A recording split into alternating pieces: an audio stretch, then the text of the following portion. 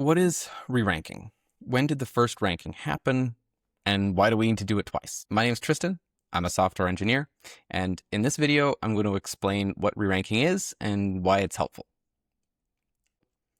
Imagine you're building a company website and you want to let users search for information in company documents. So you set up a text search so that when a user submits a query like, how many vacation days do employees get? They get a document that says employees get 20 vacation days in their results. Your text search finds documents with similar text and returns those. So that's pretty good, but employees might also get things like employees should coordinate with their manager to avoid using too many vacation days at once, because that shares a lot of the same text, but it's not relevant to answering the question. This is an issue with a lot of search systems where they're designed to measure similarity between two things.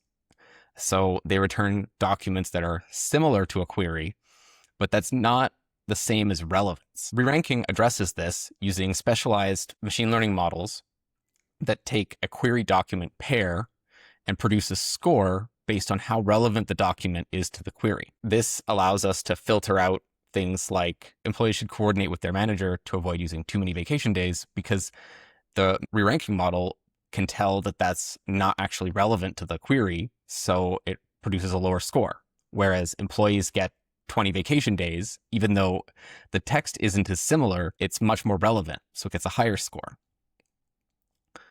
It's called re-ranking because the first system, this text search, gave documents a score based on similarity, but then the re-ranking system gives them a score based on relevance. If relevance is really what we care about, why don't we just use re-ranking as the first ranking? And that's a good question, but it comes down to performance. So if you remember, I said that re-ranking uses a query document pair. We need to rerun it for every query over our entire set of documents.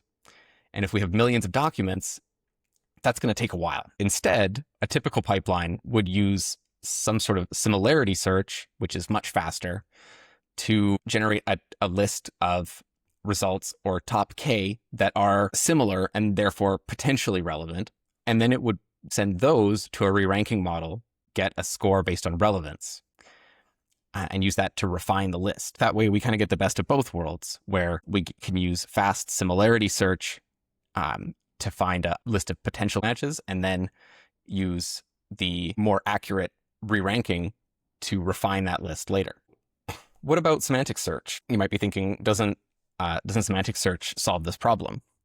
But it is better at finding documents with similar meaning, which does get around the problem of having to have exact text matches.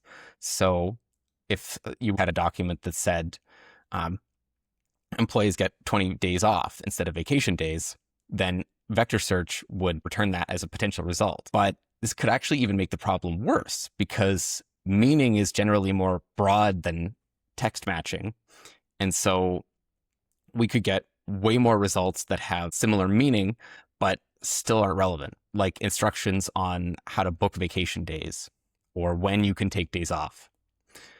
So we still need re-ranking to actually measure relevance to our query. The key takeaway is that there is a distinction between similarity and relevance, and relevance requires looking at both the query and the document. And it's because that's slower, we need to do that as a follow-up step instead of as our main search system. So hopefully that helps explain re-ranking, and thanks for watching.